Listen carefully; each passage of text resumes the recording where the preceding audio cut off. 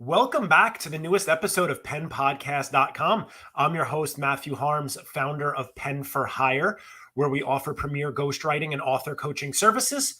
Also, the creators of the Pen Podcast, where we sit with authors, writers, writing industry professionals, subject matter experts, and all around interesting people. Today, we are joined by a past guest and a sponsor, great friend of the Pen Podcast, Michele Kwasniewski. How are you, Michele? I'm good, man. How are you? I'm doing wonderful. I think it's been over a year since we've had you on the show? Yeah, because my first book had just come out, and now I'm finishing up book 3 right now in the series. Wow, it's amazing what happens in the passage of time. It's been a busy pandemic, so yeah, lots of time to write. So, you know, I don't want to go that road, but now that things have opened up more, I find myself less and less productive because people are expecting my in-person time, and I'm like, what is this? You got to go to soccer games and school meetings. It's like way too much, you know. I mean, I wasn't a fan of homeschooling, but at least I was at home in my sweats and I could write. So, you know, I missed the sports. So the kid stuff, not so bad. It's all the professional things. Like now people actually want you to attend in-person networking events. And I'm like, why? We were doing just fine on Zoom. I was just as productive in my sweats. Thank you. And the 3 hours I wasn't spending in traffic and looking for parking to get there, I could get some writing done. The traffic's a nightmare because it's fully hitting LA now. Because even probably the first 6 months after things opened up, going to LA was no problem because everyone was still not on the roads. Now it takes twice as long. I think they've all forgotten how to drive. So it takes me now to go see my grandma up in LA. It takes me an hour and a half. It used to take me 50 minutes. So nightmare. I'll let you in on a secret. They didn't forget how to drive. You just forgot how bad their driving was. That could be. You haven't had to deal with it. So, Michele, for those who didn't catch our last episode, if you'd be so kind, give everyone a little bit of a recap on yourself, your first book, and then we'll dive into how you managed to be so productive from then to now. Yeah. So, I used to work in entertainment for about 15 years. I started out in movies, and then I transitioned to television, like Discovery, the Learning Channel, that sort of thing. And then when I had a baby, I stopped working because the hours didn't really mesh with family life for me. I know a lot of people do it, they make it work, but it didn't work out for us. So when our baby was 6 months old, I was a little bored because I was used to working 12, 14 more hours a day. So a friend suggested I start writing because I had been doing a little bit of writing before I'd gotten pregnant, but nothing had ever gone anywhere. And so I started writing what turned out to be the first book in the series, Rising Star. I thought it was all going to be one book, and I didn't realize until I was in it that would be like War and Peace. It would be super long, so I had to break it up. So the original book was called The Rise and Fall of Dani Trueheart, and then I had to come up with the different book titles as I went along, realizing it wasn't going to work into one book. And that's it. How far into that first book were you before you realized, wait a second, this is never going to wrap up in? Probably 100 pages. And I was like, oh, I have a long way to go if I'm going to get there. And I just realized that it wasn't going to work. And that was before I'd even delved into the whole publishing world and word counts and everything else too. I just realized as a writer and a reader, it was just going to be too overwhelming to read about this teenager's journey in 1,000-page saga. It's not a Hobbit or a Lord of the Rings situation. It was too much. So I broke it down. Got it. And now you have an interesting, not that other authors don't, but an interesting time constraint because you're writing about a very specific period in this teenager's life, right? Yes. So the series is very compact. And people ask me that because so how long is it over the span of her life? It is 3 years. Which again is something that when I started out, I didn't, when you start out with an idea, everything's just unicorns and clouds and you don't really think about it. And as I got towards the end of book 1 and I was imagining book 2, so book 1 is Rising Star, book 2 is Burning Bright, and book 3 is Falling Star. So you kind of know by the titles, something's going to happen. She's rising, then she's falling, and there's brightness in the middle, but you don't really know what.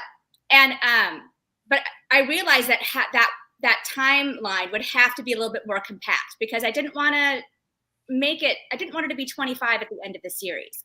I feel like writing YA, it's so important to keep it in that YA age group because I think teens deserve a series directed at them that's in their timeline because they can't really relate to things that are happening to a 21-year-old because they haven't experienced that yet.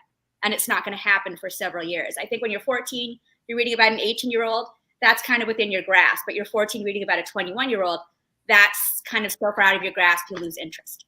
That's just my take. And that's an intuitive way to go into it, because there is that shift, and you could very well alienate your reader base if you now take this YA into a more adult level, and now this character they've grown attached to, they can't really relate to anymore. Well, when I was querying to try and get an agent, and as anyone who's ever done that knows, that's just a heartbreaking process. So I was sending out queries, and the first 7, I got nothing. And then like the second batch, I started getting some feedback, because not everyone even answers you. So, but I was getting feedback, and they're like, I'm not connecting, I'm not interested, or the voice isn't connecting with me. And I was like, still new to this whole thing, and I'm not a trained writer by any profession at all. I'm just an avid reader. So I was like, well, what does that mean?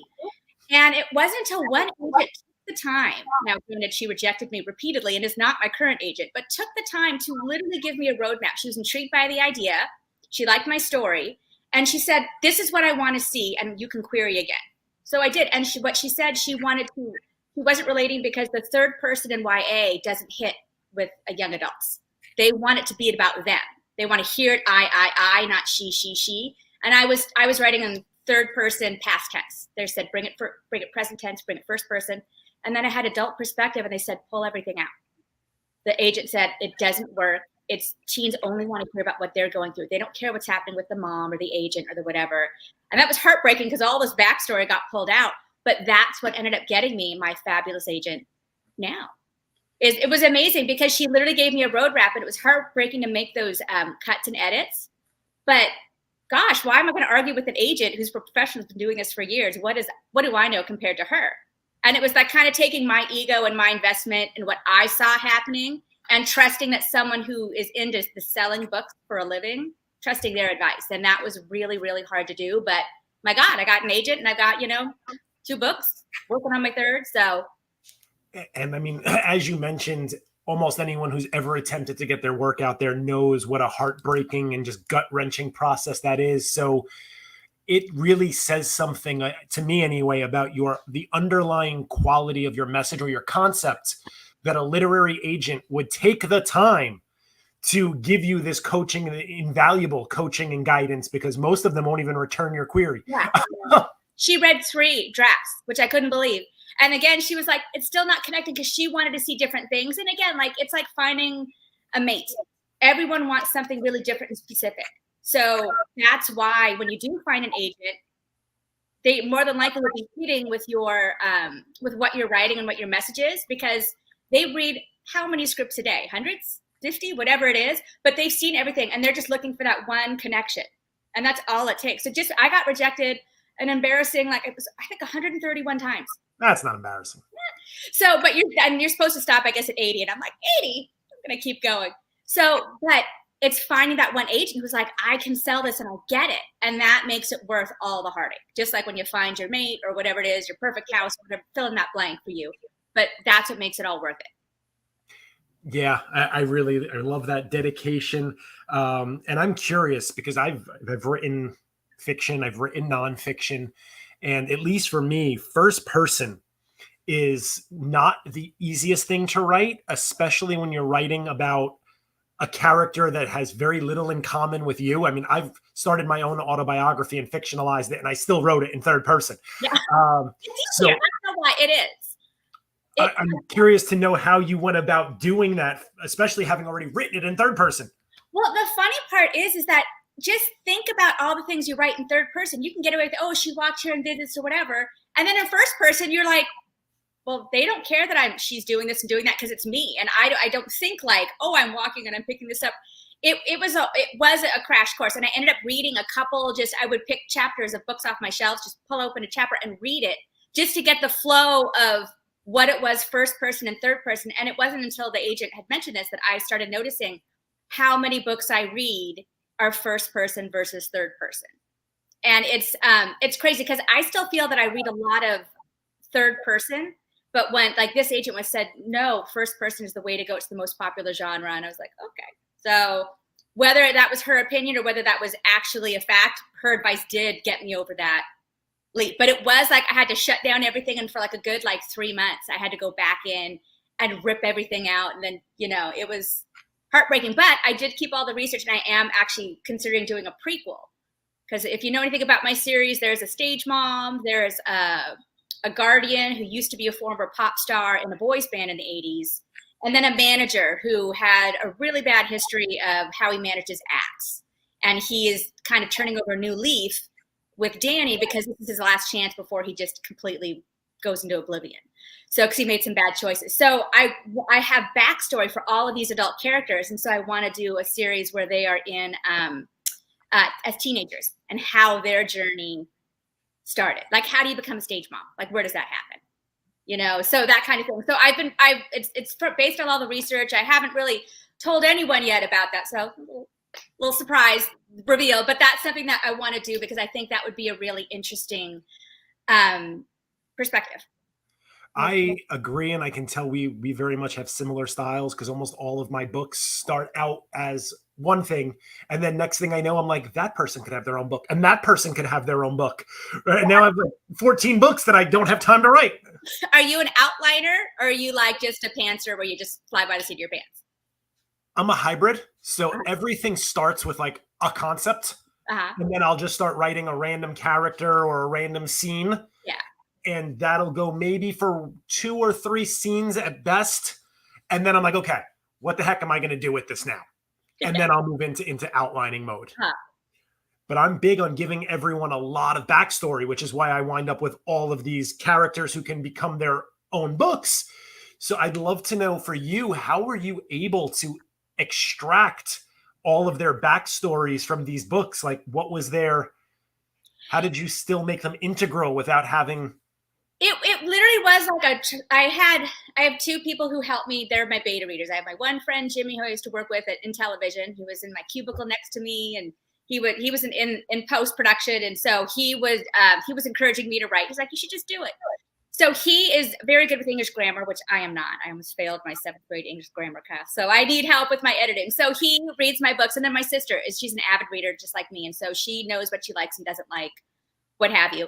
And so between the 2 of them, I would bounce ideas off of them, and I would just shave down characters and they've read my books almost as much as I have. My sister has read my first book, I think, like 10 times, and Jimmy's like 15 times. So, and then they would just go through and they're like, I missed this, or I think you could take this out. I think it's not necessary, because I would go in with like their first read of the revision. I would just let them read it, but then I would go in with pointed questions like, what about this? What about that? And it's interesting because it's refreshing because they're not in it like I am, trapped, like feeling like desperate and like anxious and, time crunch. So their perspective was completely different about what was important and what wasn't important, and things that I was clinging to and I really needed it to be in there. They're like, that doesn't make any difference to us. Just pull it. And, when you're, if you're doing, I don't know if you overwrite or not. I overwrite. I'm getting better. I tend to overwrite because, again, I fill out a lot. So it is hard to let go of those precious, insightful moments that you're convinced is just going to make it like Pulitzer Prize winning, whatever, YA novel, because that's ever happened. But, it's just you want that in there. But, again, you have to let go of the ego and what's best for the reader. Is it going to trip them up when they're reading? Is it going to trip up their flow? Is it, making the story too long? That kind of thing. And I mean, you're shining a light on one of the most important things, not just in writing, really in anything in life that you want to master, but you are incredibly open to feedback. You're actively seeking feedback, and you're not one to sit there and say, well, no, it's my way or the highway. Yeah, I feel like if I knew what I was doing and I was that good at it, I would already be making money at it. So I do trust. It's not like I take every piece of criticism as gold and I act on it. You really have to measure what you're hearing, the intention of what you're hearing, because there are some people, like, especially like if you're querying, agents are tired. They are people too who have kids and husbands and wives and everything else too. You don't know if you're getting residue from their personal life, or they're being stressed, or whatever it is, or maybe the topic doesn't hit with them. So you really need to make sure that you're confident in your work, and then be open, but not just fully trust everything that you're hearing. Because at the end of the day, it is your piece of work. But I do feel like you need to be open to it, because I think collaboration can make almost anything better. And oh, yeah. appeal to as an audience as possible. So your perspective might exclude other audiences. So you might want to open that up, The key is very much like you just said, is not everyone's going to have an opinion, right? And if you ask 100 people, you may get 100 different pieces of feedback. Yeah. That doesn't mean you run and incorporate all 100. But Yeah. if 5 people read your book and 5 people give you the same exact piece of feedback about something not working or something, that's probably when you should pay attention. And like when I was querying, once I heard like 1 or 2 things about the voice of my book, they weren't connecting with the voice. Something wasn't meshing. It wasn't until like the 7th person I was like, okay, now this is a thing, because I am hearing this repeatedly. So now let's look at it. But I did give it a little bit. I probably could have done a little bit sooner. I did give it a little bit though, just to make sure. Yes, that's exactly what I meant. And to speak to overwriting, one of the things we coach all of our clients on, and I even do myself, is overwriting. Yeah. Not censoring yourself, because the alternative to overwriting is censorship. If you start saying, oh, I shouldn't say this, or maybe that's not the right thing to say, you're limiting the creativity. It's better to get it out while it's there. You can always eliminate it later. Yeah. But once you miss the opportunity to write it, it's very hard to go back and do it. Yeah, that's a great way of seeing it, because now I feel better about my overwriting. And I have gotten better. The first book, I overwrote like 80,000 words. Now I'm just like, I think I had 17. So I'm getting closer to not crazy overwriting. But yeah, it is good, because I do feel like, what if, because I am more of a pantser than an outliner. And there's sometimes like a key like idea or plot twist comes to me, and I was like, oh, what if I hadn't thought of that? Because that's the scary part about not outlining, is that you are always convinced that if you didn't think that thought, you would have missed a key plot and your book would be a failure. At least I do.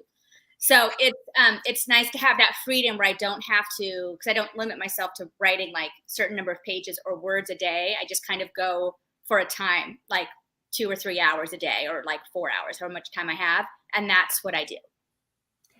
I love that you said that as well, because that's my number 1 recommendation for people struggling to write, is don't hold yourself to crazy realistic goals.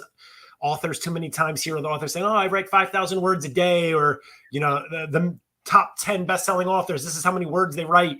You can't hold yourself to that standard. All you can do is commit the time. Yeah. And whatever you get done, as long as you put in that time.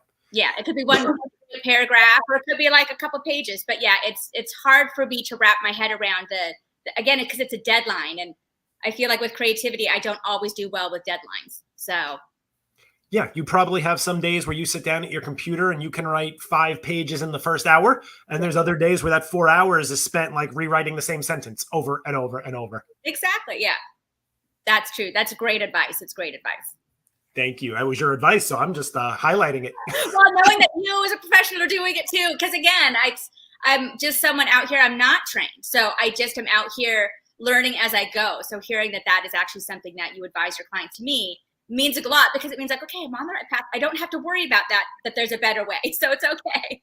And that's the whole reason we started Pen for Hire is I don't think you really need to be trained to be a great writer.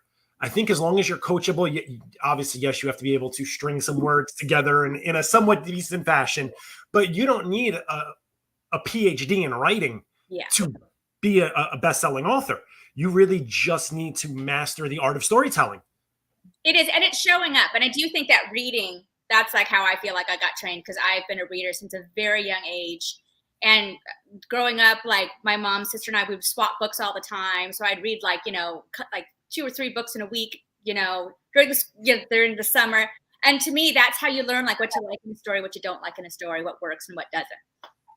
Look, if I'm hiring a business consultant, and my choice is the guy with a PhD in business management from Wharton, straight out of college, or a guy with a high school diploma who's worth $1 billion because of the companies he's built, I'm going to take the guy with the high school diploma. Yeah. Right? Yeah, it's true. It's true. I just think when you're putting yourself out there, you feel that everyone has all of this other stuff. And I think if you look at your social media, what you do as a writer to promote yourself, it can really mess with your head. So it's nice to hear those things from another professional. So I love that. Absolutely. Your own unique voice is what makes you resonate with your readers. Not everyone is going to be your ideal reader, and that's okay. Yeah. Right? Once you know who they are and you write for them and yourself, Yeah. So the rest is the easy part. Yeah, that's true. Totally true. So when is book 3 coming out? So I'm still working on it now. So my publisher hasn't seen it yet, but that's the one I'm cutting down. I think as of when I stopped yesterday, I think I have like either 12 or 13,000 left to cut. And I've got like my pull the ripcord cuts, which I've already gone through, like the stuff I really want to keep, but I could let go. They're all redlined and ready to go. So I'm just trying to go line by line and clean up everything before I do that. So I can meet it by the end of next week, but I just, I'm trying to keep all of my redline items, but we'll see, And now is that your deadline, the end of next week? It is, yeah, I'm trying to get it out as quickly as possible. Normally I get my books out much earlier in the year, but this last book was really hard to write because I'm sad to say goodbye to my characters. And I've gotten a lot of feedback from readers about how they want the series to end. Like, I'd be really upset if you do this, or you'd better not do that. And that gets in your head because I have a thing in my head. I've had it since, the beginning of the series. And some of the stuff people were saying they did want to see might or might not be happening. And it really messed with my head. I had trouble finishing this last book because I wanted to make sure I was being true to the story, but also, the pressure of trying to keep readers happy because I love my readers. I don't want to, piss them off. But so that was a little bit of a struggle as an author, trying to figure out what to stay true to. So I ended up staying true to my original vision with some tweaks. That is such a good highlight of the pros and cons of authors being more accessible to their readers than ever before, right? Because it's a great way to be relevant, to relate, to make more book sales when people know that you respond, that you take their feedback into consideration. But it can also be dangerous because now if you've got 50% of your readers saying I want it to end this way and 50% of your readers saying I want it to end this way, even if you agree with one side, it's like you're alienating half of them. Yeah, it did mess with my head for a little bit because the first 2 books, the first book, yes, it took me 7 years to write because I was still learning. But the second book I wrote in I think 18 months or a little under 2 years, much quicker. And this book, calendar-wise, I was even less than that, but it still was I could have finished sooner, but I just couldn't, I was waffling on a couple of main points and I was scared to commit one way or another. And then it's sad. I've been with these characters forever. I'm really sad to see them go. So. And I know you mentioned possibly going into some backstories on some of the other characters. Yeah. And you don't have to give this away if, it becomes impossible based on your ending. But do you ever foresee somewhere down the road bringing Dani back? I absolutely do. Because again, as a mom, I always think, being a mom is because there's so many things that are just, and you understand, you're a parent too, just the getting into the life of being a kid and not being young, going out drinking all the time and doing all the fun stuff I did in my 20s. Sometimes you miss that. And I do think it would be funny to see this character. We got to know her as a teenager, and then to see coming back when she's in her mid-30s or something like that. That is something I've been toying with. I have a couple different things I'm trying that are lined up trying to write. Just like you said, I've got all these different things I'm trying to manage my time with. But I do see that happening in a few years, is coming back to visit her, because I do think she'd be a fun adult to hang out with. And then at that point for you, would that mean kind of genre switching and moving to a more adult audience? Or if you put it up late enough, you could always go back to your younger readers who are now older. Yes, I do think that. And because one of my next series that I had started to write it as a TV show, and it got pitched. It almost got picked up as a telenovela, and then they changed their mind. So I know there's a market for it, but that is decidedly a book for adults. It's not a book for teens. So that would be a genre switch as well. So I do feel, because some of my authors I followed, they bounce between a couple different, they have a couple young adult books, and then they have regular contemporary reading for adult. So I do kind of see myself going back and forth like that, because I read both books, and I think there's value to both writings. Fantastic. So if you had to hazard a guess for those who are anxiously awaiting picking up the new book, will it be available by the end of this year? I don't know. That would be awesome. I just don't know yet, because I haven't even sent it out to my agent yet. So I just don't know what the timeline is at all. But I would love to see it out, whenever, as soon as possible, because I think it'd be nice to wrap up that series in a nice little bow with everything, together in a timely manner. So we'll see. So for those who've already read book 1 and 2, make sure you read it again while you're waiting for book 3. For those who haven't, Michele, where can people, I would imagine everywhere books are sold, but how can they pick up Rising Star and Burning Bright? Contact you? Both books are available. Actually, if you're in Orange County, I just had my first book signing at Barnes & Noble, and that was a treat. So there's still some signed copies available at the Barnes & Noble in Lisa Viejo. So, but you can get it at Target, Amazon, on BookBub, on IndieBound, on you can get it on in the Apple Store. It's on the audiobooks there and the ebooks there. You can get it anywhere.